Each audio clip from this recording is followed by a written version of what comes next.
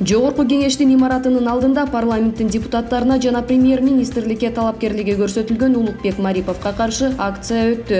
Анын катышуучулары 2020 жылдын октябрь окуяларынан кийин коомчулук иллюстрацияны талап кылганын, үмүтү акталбай жатканын айтышты. Митингге жалпысынан 30 киши топтолгон. Митингчилердин талаптары боюнча өкмөт жана парламент азырынча комментарий бере элек. Жогорку кеңештин жалпы жыйынында бүгүн 3 февралда премьер-министрдин кызматына талапкер Улукбек Марипов сунуш кылган өкмөттүн программасы түзүмү жана курамы талкууланды.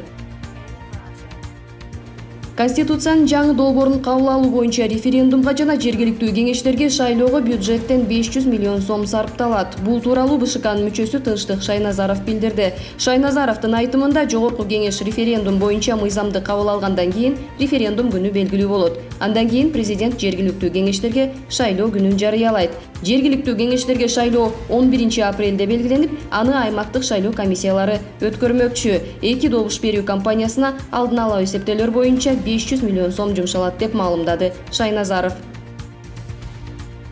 Ош шаарынын Жапалак айылынын тургундары 1 февраль күнү арматура чыгарган заводдун алдына топтолуп көйгөйлөрүн айтышты.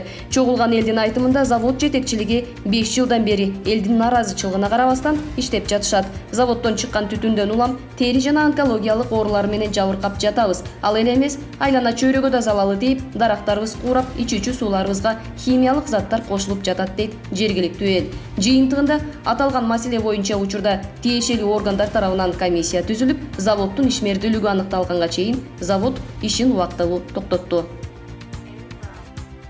Экономикалык кылмыш менен күрөшүү кызматы Ички иштер министрлигинин карамагына өтпөйт. Бул тууралуу премьер-министрлик орунга талапкер Улукбек Марипов Жогорку кеңештин жыйынында билдирүү жасады. Финполдун тагдыры азыр так чечиле элек, бирок ал Ички иштер министрлигине кошулбастан өз алдынча калышы мүмкүн же башка жолдору каралат деп маалымдады. Ал эми депутат Улан Примов Финполду мамлекеттик салык кызматына өткөрүп берүүнү сунуштады. Бельгияда токмоктон чыккан миллиардер Алиджан Ибрагимов каза болду. Ал Кыргызстанда граф Каймана аты менен таанымал болгон. Алдын ала маалыматтар боюнча Ибрагимов коронавирустан улам каза тапкан.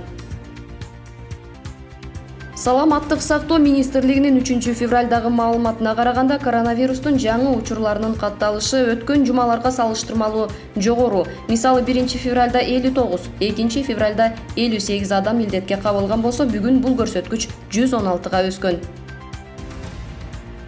Россиянын аймагында акыркы сутканын ичинде коронавирустун кесепетинен 526 бейтап көз жумду. Өлкөнүн ыкчам штабынын маалыматы боюнча алардын ичинен 65 адам Москва шаарында, 55 адам Санкт-Петербургда дарыланып жаткан.